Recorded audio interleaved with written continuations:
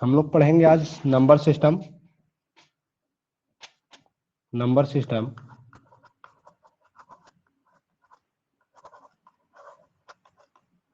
क्योंकि सीटेट के लिए ये इंपॉर्टेंट हो जाता है।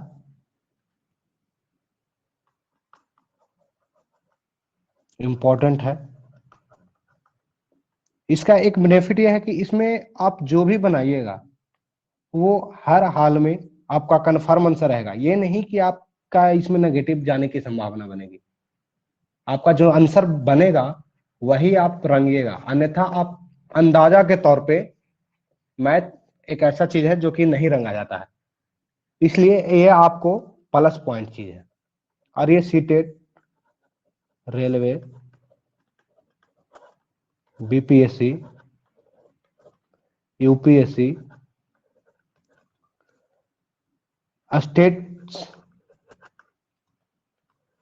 स्टेट्स का एग्जाम और जो भी एग्जाम होती है कॉम्पिटिटिव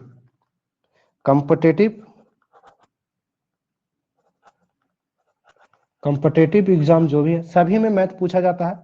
और मैथ का ये चैप्टर नंबर सिस्टम हर जगह आपको मिलेगा। नंबर सिस्टम दूसरी खासियत है, अगर नंबर सिस्टम नहीं जानते हैं तो मैथ आपसे पूर्ण रूप से नहीं बनेगा। आप मैथ बना तो पाइएगा लेकिन पूर्ण रूप से नहीं बना पाइएगा। इसलिए नंबर सिस्टम पढ़ना बेहद जरूरी है।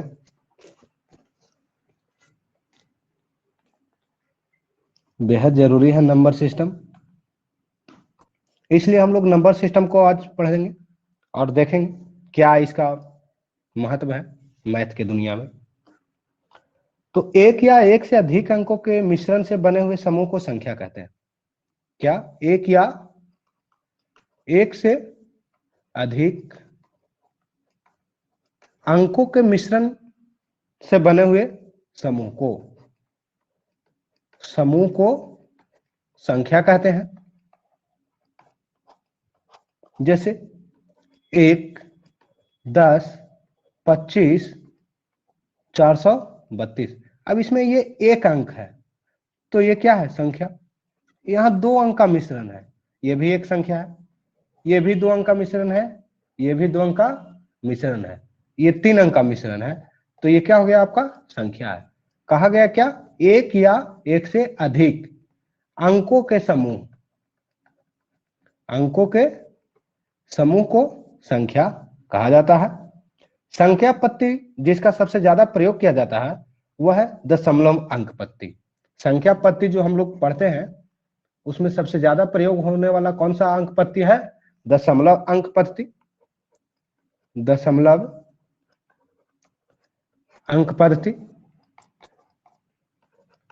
इसी को इंग्लिश में डेसिमल नंबर कहते हैं। Decimal number system. Decimal number system कहते हैं। इसमें 10 अंकों का प्रयोग किया जाता है। डेसिमल नंबर में 10 अंकों का प्रयोग किया जाता है और वे कौन कौन से होंगे? तो 0, 1, 2, 3, 4, 5, 6, 7, 8, 9, ये 10 अंक है। डेसिमल नंबर सिस्टम में कितने अंकों का प्रयोग किया जाता है? तो डेसिमल नंबर सिस्टम में 10 अंकों का प्रयोग किया जाता है। 0, 1, 2, 3, 4, 5, 6, 7, 8, 9। अब ये अंक को देख करके एक चीज आप समझ रहे होंगे कि आज जो हम लोग पढ़ते हैं, आज जो हम लोग पढ़ रहे हैं या जिस पद्धति का उपयोग करते हैं वर्तमान जीवन में जिस पद्धति का उपयोग करते हैं वो कौन सा है? ये आपका डेसिमल नंबर सिस्टम ही। 2 या 2 से अधिक अंकों की संख्या लिखने के लिए भी इन्हीं अंकों का प्रयोग करते हैं। 2 या 2 से अधिक अंकों की संख्या लिखने के लिए भी हम इन्हीं अंकों का प्रयोग करते हैं। जैसे 10 लिखना हो, 12 लिखना हो, 20 लिखना हो या 21 लिखना हो, या 2 से अधिक जैसे 900 लिखना हो तो 3 अंकों का हो गया। 844 लिखना हो 856 लिखना हो, तो ये सब कहां से आ रहा है? इसी से मिलकर के बन रहा है, इसी से मिला हुआ है, ये सब है ना, यही डेसिमल नंबर से। तो हम लोग आज जो उपयोग करते हैं वो डेसिमल नंबर है। लेकिन इसके अलावा भी, डेसिमल नंबर के अलावा और भी संख्या पत्ती है। ये तो डेसिमल नंबर सिस्टम जो है सिस्टम, इसके अलावा और भी सिस्टम है, जैसे binary number system, binary number system, hexadecimal number system, hexadecimal number system. तो binary number system, hexadecimal number system, एक ऑक्टा डेसिमल नंबर सिस्टम भी होता है, ऑक्टा डेसिमल नंबर सिस्टम। अब इसके बारे में भी हम लोग थोड़ा थोड़ा जानकारी रखते हैं। ये बाइनरी नंबर जो है आज दुनिया में उपयोग किया जाता है, बहुत ही हाईटेक नंबर है ये, बाइनरी नंबर हाईटेक नंबर है। तो बाइनरी नंबर में अंकों की संख्या कितनी होगी? तो बाइनरी कहने का मतलब क्या? दो, तो यहां दो। हेक्साडेसिमल, हेक्साडेसिमल में अंकों की संख्या कितनी हो जाएगी? डेसिमल मतलब, हेक्सा मतलब 6 और डेसिमल मतलब 10, तो 10 और 6 16। ऑक्टा डेसिमल, ऑक्टा मतलब 8 और डेसिमल मतलब 10, तो ऑक्टा डेसिमल में कितने? 18, ठीक है। और डेसिमल में कितने होंगे? डेसिमल नंबर में अंकों की संख्या 10 होंगे, डेसिमल नंबर में 10। बाइनरी नंबर में कितने अंक? 2। हेक्साडेसिमल में 16, ऑक्टाडेसिमल में 18 और डेसिमल में 10 नंबर का प्रयोग करते हैं। अब हम लोग देखते हैं बाइनरी नंबर।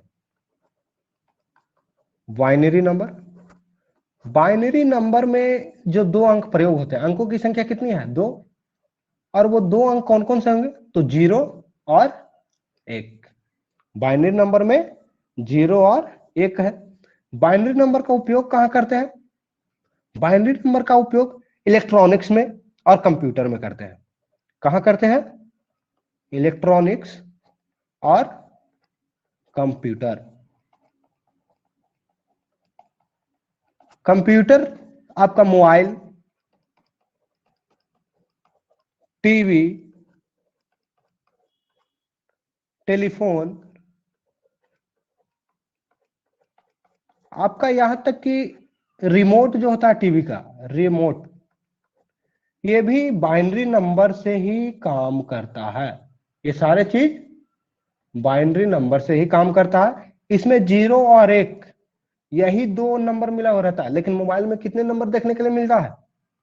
मोबाइल में डेसिमल नंबर, जो आपका कीपैड बना होता है मोबाइल का कीपैड में क्या मिलेगा? डेसिमल नंबर 3, 4, 5, 6, 7, 8 ये लिखा हुआ होता है, तो ये डेसिमल नंबर ही है।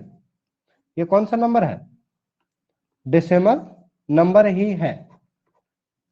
लेकिन इसमें जब मोबाइल में जो काम होता है वो किस, मोबाइल के अंदर जो काम होता है वो बाइनरी नंबर पर, मोबाइल के अंदर जो काम होगा वो बाइनरी नंबर।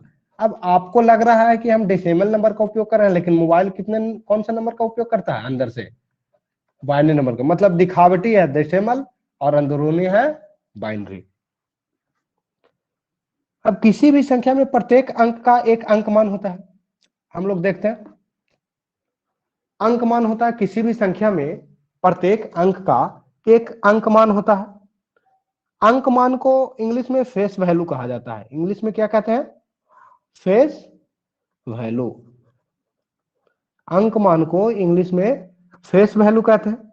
और एक स्थानीय मान होता है। स्थानीय मान मतलब प्लेस वैल्यू। फेस वैल्यू और प्लेस वैल्यू, फेस वैल्यू और प्लेस वैल्यू में अंतर है। फेस वैल्यू जो है बदलता नहीं है, चाहे इसको कहीं भी रख दे बदलेगा नहीं। और ये प्लेस वैल्यू जो है बदलता है। कहता एक ही अंक का स्थानीय मान और अंक मान दोनों अलग अलग हो सकते हैं। एक ही अंक का, जैसे 3 ले लेते हैं, तो 3 का स्थानीय मान और अंक मान अलग अलग होगा। जैसे मान लिया जाए कोई संख्या है, यही ले लेते हैं हम लोग 3000, 333, सॉरी 3333 ना लेकर के हम लोग इसमें ले 3 6 5 6 8 9। अब इसमें आपको कह दिया 3 का अंकमान कितना होगा, ये एक संख्या लिखा हुआ है, इसमें 3 का अंकमान कितना होगा। तो 3 का अंकमान कितना, 3 हो जाएगा, अंकमान 3 हो जाएगा। लेकिन अब पूछ दिया जाए 3 का स्थानीय मान, तो 3 का स्थानीय मान जो है 30,000 होगा। कितना, 30,000। ठीक है, मतलब समझ गए कि अंक मान जब भी पूछा जाए तो अंक मान नहीं बदलता है, अंक मान नहीं बदलता, लेकिन स्थानीय मान बदल जाता है। जैसे अगर ये आपका लिख दिया जाए 32, इसका 2 का स्थानीय मान कितना होगा, 2 का स्थानीय मान, तो 2 का स्थानीय मान इकाई स्थान पे है, तो 2 गुना 1 यानी कितना, 2। अब 2 का अंक मान, 2 का अंक मान यानी face value, face value of 2, तो 2 का फेस वैल्यू 2 ही होगा, 2 का फेस वैल्यू 2 होगा। 2 का स्थानीय मान पूछा जाए तो ये इकाई स्थान पर है, इसलिए 2 गुना 1। ठीक है, क्या 2 का प्लेस वैल्यू जो है, 2 का प्लेस वैल्यू स्थानीय मान 2 और अंक मान 2। अब यहां पर ये इकाई अंक पे रहने के कारण 2 का स्थानीय मान और अंक मान दोनों सेम हुआ। लेकिन अब यही देखते हैं 325, अब इसमें देखिए इसका अंकमान और स्थानीय मान कितना होगा, तो 325 में अंकमान स्थानीय मान जब देखते हैं तो 2 का अंकमान या 2 का अंकमान कितना होगा, तो 2 का अंकमान जो होगा, अंकमान 2 ही होगा, ये नहीं बदलेगा। लेकिन अगर 2 का स्थानीय मान पूछा जाए, 2 का स्थानीय मान, तो 2 का स्थानीय मान 2 गुना 1 लिख देंगे इकाई के लिए, इकाई के लिए 1, ये पहला अंक है, इसको इकाई कहते हैं, इकाई के लिए 1। ये दूसरा अंक है, इसको दहाई कहते हैं, तो दहाई के लिए 1 के ऊपर एक 0 लगाएंगे, मतलब 10। तो ये कितना हो गया, 2 में 10 से गुना करेंगे तो कितना, 20, तो स्थानीय मान 20 हो गया 2 का। उसी प्रकार से हम देखते हैं और भी संख्या, 8 9 6 5 4 3 2 1। इसमें अगर 6 का स्थानीय मान पूछ दिया जाए, 6 का स्थानीय मान, 6 का स्थानीय मान जो होगा कितना होगा, तो 6 का स्थानीय मान पहले तो यहाँ 6 लिखेंगे, उसके बाद इकाई, दहाई, सैकड़ा, हजार, 10,000, लाख, मतलब कितना, 6 लाख। इसमें हम यहाँ इकाई गुना, इकाई के लिए 1 और उसके बाद 1 2 3 4 5, तो 5 शून्य इस पर लगा देंगे, 1 2 3 4 और 1 5 शून्य लगा दिए, कितना हो जाएगा, 6 लाख। गुना करेंगे, 6 लाख इकाई, दहाई, सैकड़ा, हजार, 10,000, लाख, 6 लाख, इसका स्थानीय मान हो गया। लेकिन 6 का अंकमान, अंकमान कितना होगा, तो 6 का अंकमान 6 ही होता है। ये फेस वैल्यू जो है आपका सेम होगा, लेकिन प्लेस वैल्यू बदल जाता है, समझ गए। अब इसका एक शॉर्ट फॉर्म में भी आप स्थानीय मान निकाल सकते हैं। सीधा से हम लोग क्या करेंगे, 6 का स्थानीय मान पूछेगा तो 6 लिख देंगे और उसके बाद 6 के बाद गिन लेंगे संख्या, 1 2 3, 1 2 3 4 5, 5 शून्य लगा देंगे। अगर पूछ दिया जाए 8 का स्थानीय मान, तो 8 का स्थानीय मान तो 8 लिख देंगे और उसके बाद गिनेंगे 1 2 3 4 5 6 7, 7 शून्य लगा देंगे, 1 2 3 4 5 6 7, ये हो गया 8 का स्थानीय मान। लेकिन अंक मान पूछा जाए तो 8 सिर्फ हो जाएगा, समझ गए। चलिए, इसी प्रकार से ये तो इकाई के लिए कितना होता है, इकाई के लिए एक, दहाई का वैल्यू, दहाई के लिए 10, सैकड़ा, सैकड़ा के लिए 100, हजार के लिए 3 जीरो, 10,000,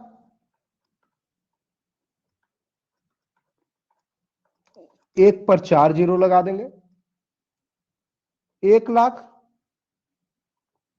1 लाख। अब 1 लाख को ये 10,000 हो गया, 1 लाख को ही 100,000 कहते हैं। कितना? 100,000। तो 1 लाख पे 5 जीरो, 1 लाख पे 5 जीरो। उसी प्रकार से 10 लाख, 10 लाख पे 6 जीरो, 10 लाख के बाद 1 करोड़ होता है, 1 करोड़, 1 करोड़ को हम लोग 100 लाख कहते हैं, 100 लाख। इसी प्रकार से जीरो आगे बढ़ा देंगे एक, इसमें भी, तो 1 करोड़ बराबर 10 के पावर 7, ये वैल्यू होगा।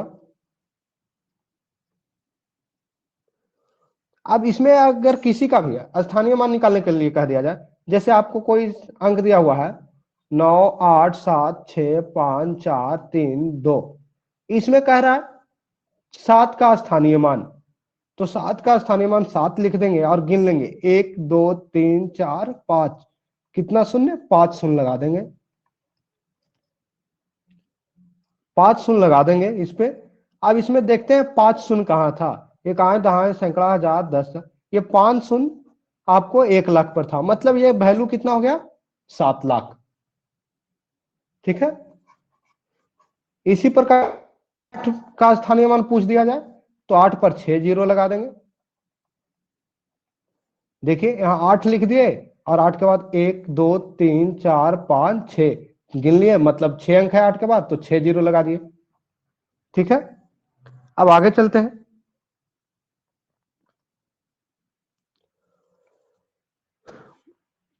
हम लोग देखेंगे अब संख्याओं का वर्गीकरण, संख्याओं का वर्गीकरण। संख्या पहचानने के लिए सीख लिए कि कौन सी संख्या को कितना कहेंगे। अब संख्याओं का वर्गीकरण देखते हैं। तो पहला चीज तो है प्राकृत नंबर, प्राकृत संख्या। प्राकृत संख्या कहते हैं किसको है, नेचुरल नंबर, नेचुरल नंबर। तो नेचुरल नंबर गिनती में प्रयोग होने वाली संख्याओं के समुच्चय को प्राकृत संख्याओं का समुच्चय कहा जाता है। गिनती में प्रयुक्त होने वाले संख्याओं के समुच्चय को प्राकृत संख्याओं के समुच्चय कहा जाता है। अब गिनती में कौन सी संख्या प्रयुक्त होती है, तो 1, 2, 3, 4, 5 डॉट डॉट डॉट, ये कहां तक जाएगा, इनफाइनाइट तक। अब कहे कि आप प्राकृत संख्या किसको कहते हैं, तो गिनती में प्रयुक्त होने वाले समुच्चय के प्राकृत संख्याओं का समुच्चय कहा जाता है। तो समुच्चय बनाने के लिए इसमें कोष्ठ लगाते हैं। ये जो फंक्शन जब पढ़ते हैं तो सेट पढ़ते थे, तो ये 1, 2, 3, 4, 5, 6 डॉट डॉट डॉट, ये आगे तक चला जाएगा इनफाइनाइट तक। और इसको अब इसका समुच्चय को दर्शाने के लिए एन से ऐसे दर्शाते हैं। तो ये एन जहां लिखा हुआ मिल जाए, एन इस प्रकार से, मतलब ये प्रकृत संख्याओं का समुच्चय है।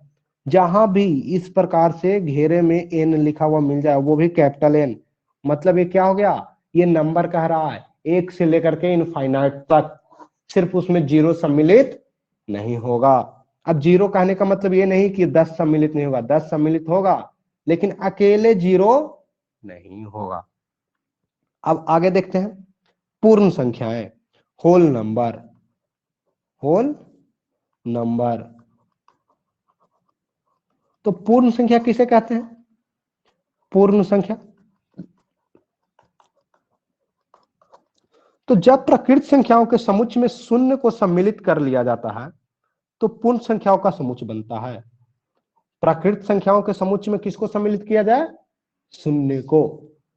मतलब 1 2 3 4 5 6 ये कौन सा समुच्चय कहलाएगा? ये प्राकृत संख्या है। इसकी के आगे क्या लगा दें? शून्य को। मतलब 0, n लिख दिए तो भी ये क्या हो गया? होल नंबर, प्राकृत संख्या। क्या चीज हो गया? प्राकृत संख्या, होल नंबर। 0 सम्मिलित कर लिया गया तो वही हो गया आपका होल नंबर। चलिए ये आपका हो गया पूर्ण संख्या, होल नंबर। अब देखते हैं पूर्णांक संख्या। पूर्णांक संख्या ऊपरे का लोग देखते हैं पूर्णांक संख्या। पूर्णांक संख्या किसे कहते हैं? तो पूर्णांक संख्या इंटीगर्स इसे कहते हैं। इंटीगर्स, इंटीगर्स कहेंगे किसे? तो जब पूर्ण संख्याओं के समुच्चय में ऋणात्मक चिन्ह के साथ प्राकृत संख्याओं को सम्मिलित किया जाता है। पूर्ण संख्याओं के समुच्चय में, किसमें? पूर्ण संख्याओं के समुच्चय में ऋणात्मक चिन्ह के साथ, किसके साथ? नेगेटिव ऋणात्मक चिन्ह के साथ प्राकृत संख्याओं को सम्मिलित किया जाता है। मतलब क्या हो जाएगा? पूर्ण संख्या 0 1 2 3 4 डॉट डॉट डॉट इनफाइनाइट, और इसमें क्या सम्मिलित किया जाए? प्राकृत संख्या, और वो भी किसके साथ? ऋणात्मक के साथ। मतलब -1 -2 -3 डॉट डॉट डॉट कहां तक? इनफाइनाइट तक। ये हो गया आपका कौन सा? प्राकृत संख्या ऋणात्मक चिन्हों के साथ। जब पूर्ण संख्याओं के समुच्चय में ऋणात्मक चिन्हों के साथ प्राकृत संख्याओं को सम्मिलित किया जाता है तो उसे क्या कहते हैं? पूर्णांक संख्या, इंटीगर्स।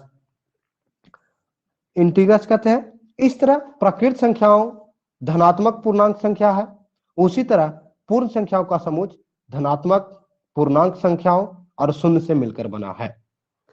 प्राकृत संख्या जो है आपका क्या है? प्राकृत संख्या,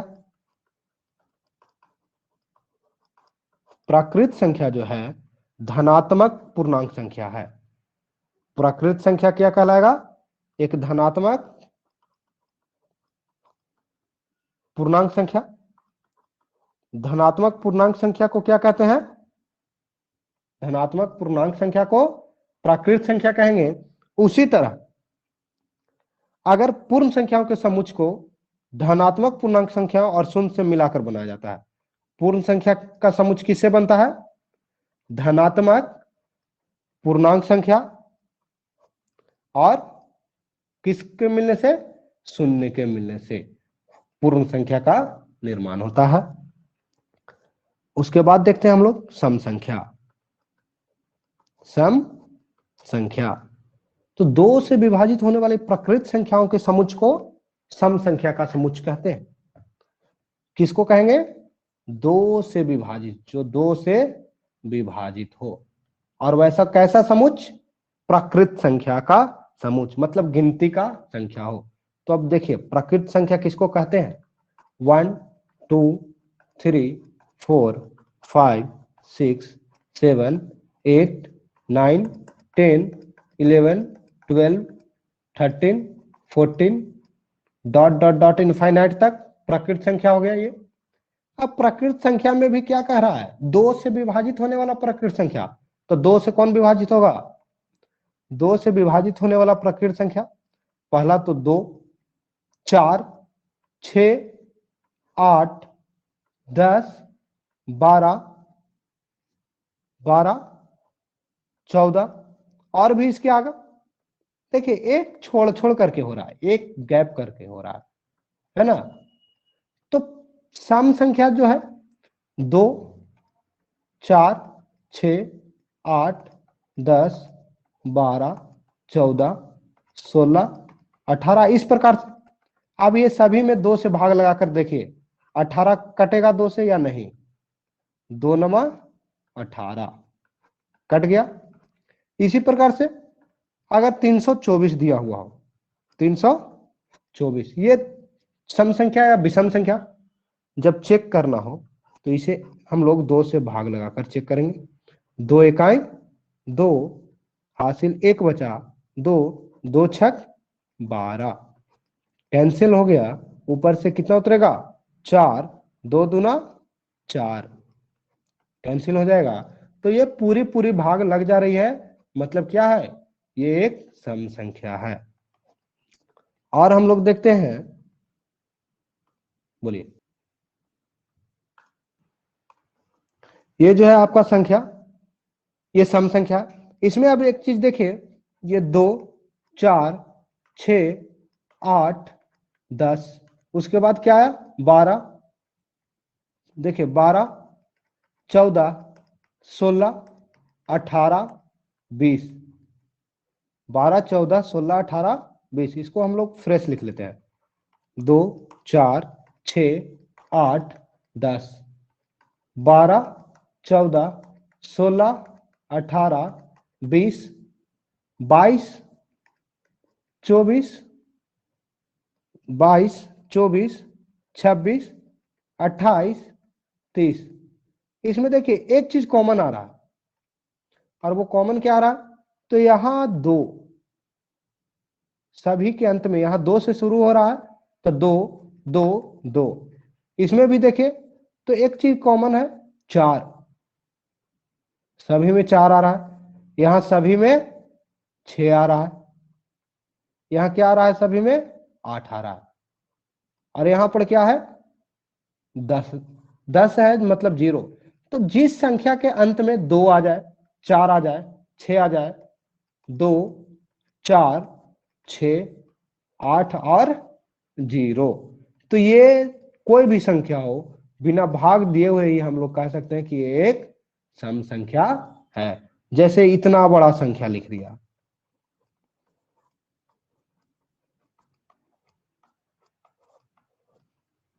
अब इसको पूछेगा कि भाई ये सम संख्या या विषम संख्या, तो हम लोग लास्ट वाला ये वाला अंक देखेंगे और बता देंगे सम संख्या या विषम संख्या। इसमें मिला, ये मिला, तो ये सम संख्या है। इस बॉक्स से अगर कोई भी अंक लास्ट में आती है तो वो एक सम संख्या होगा। जैसे एक और बताइए, ये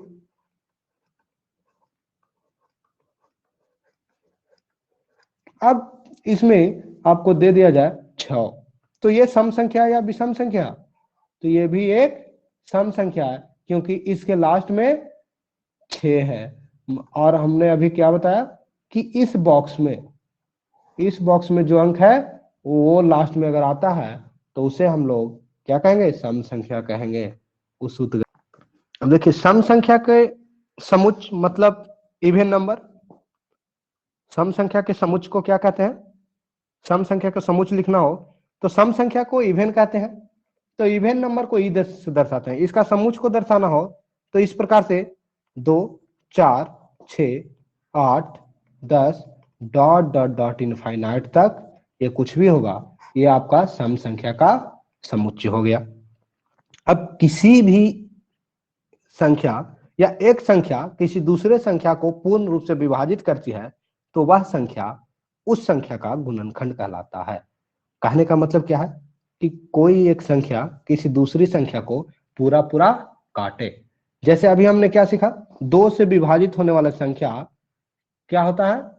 सम संख्या होता है। तो 2, 4, 4 को अगर भाग लगाएं तो पूरा पूरा क्या हो जा रहा है? 2 दूना 4, कट जा रहा है। कितने बार कट रहा है? 2 मरतबे। मतलब 2 गुना 2 बराबर कितना हो गया? 4। तो 4 का गुणनखंड कितना होगा? 4 का गुणनखंड 2 होगा।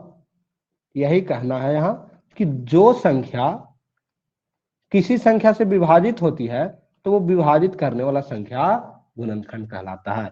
ये आपका गुणनखंड होगा। जैसे 9, 9 का गुणनखंड कितना होगा? 3 से कटेगा, 3 तिया 9, तो 3 9 का गुणनखंड हो गया। एक और गुणनखंड होगा 9 का, एक एक से पूरी पूरी कटेगा 9, 9 इकाई 9 कट गया, मतलब 9 का गुणनखंड कितना, 3 और 1। 9 का गुणनखंड 3 और 1। फिर दूसरा गुणनखंड और निकलेगा 9, खुद खुद 9 से 9 कटेगा, 9 इकाई 9, इसलिए ये भी आपका क्या हो गया, 9। तो 9 का गुणनखंड कितने, 9 के गुणनखंडों की संख्या 3, 3, 1 और 9, 9 के गुणनखंड की संख्या 3। उसी प्रकार से 18 का गुणनखंड पूछा जाए तो कितना होगा, पहला तो 18 1 से विभाजित होगा, दूसरा 18 2 से विभाजित होगा, तीसरा ये 3 से पूरी पूरी विभाजित होगा, 6 से पूरा पूरा विभाजित होगा, 9 से विभाजित होगा, और होगा किसी से, 9 के बाद ये सिर्फ 18 से विभाजित होगा। तो 9 का गुणनखंड कितना हो जाएगा, तो 1 2 3 4 5 6, ये 6 है। 9 का गुणनखंड की संख्या 6 हो गया। इसी प्रकार से आप गुणनखंड निकाल करके देखिएगा, 36 का, 36 का, 38 का, 58 का, 100 का, 1000 का, 2000 का, 5 8 9 7 5 का,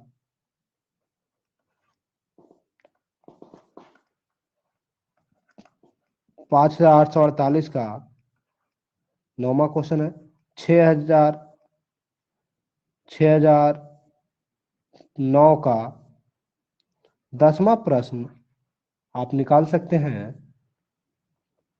8 4 7 8 9 4 3 2 9 का, ये गुणनखंड निकाल के आप आंसर भेजें,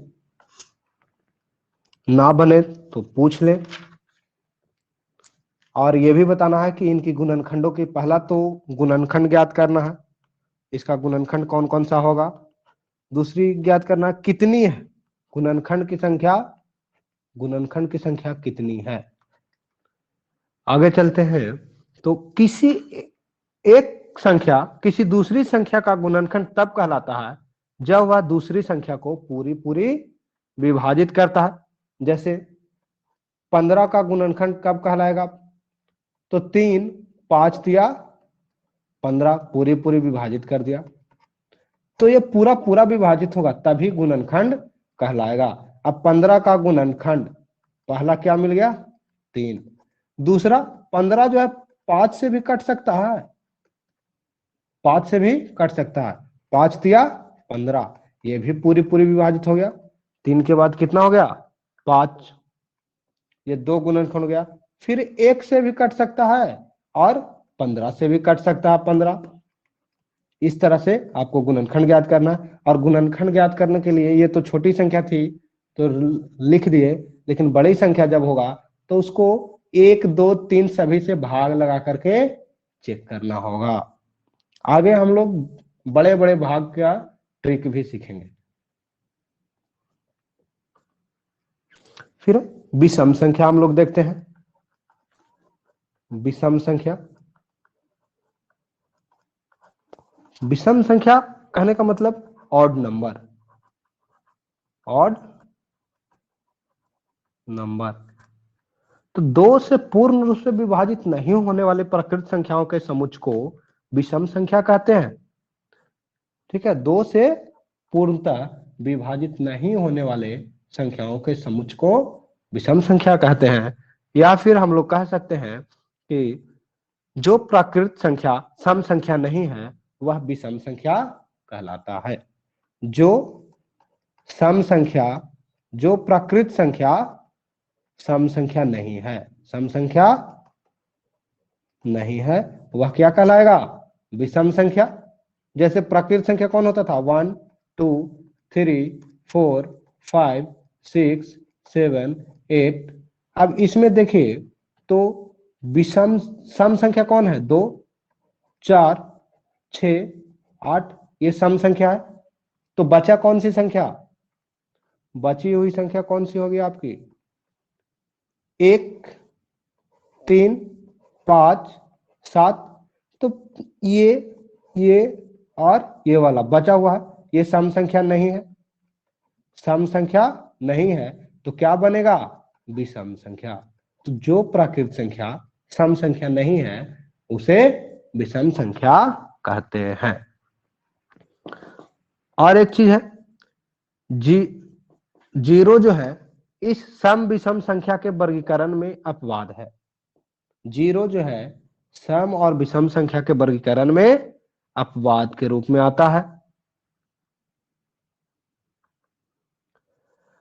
और विषम संख्या को, ऑड नंबर को संकेत में ओ लिखते हैं।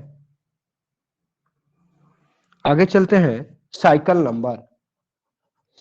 साइकिल या साइक्लिक नंबर। साइक्लिक नंबर किसे कहते हैं?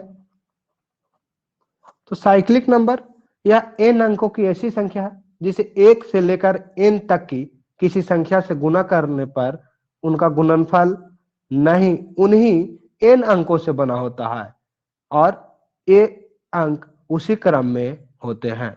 जैसे साइक्लिक नंबर कहेंगे, जैसे 1, 4, 2, 8, 5, 7। 1, 4, 2, 8, 5, 7।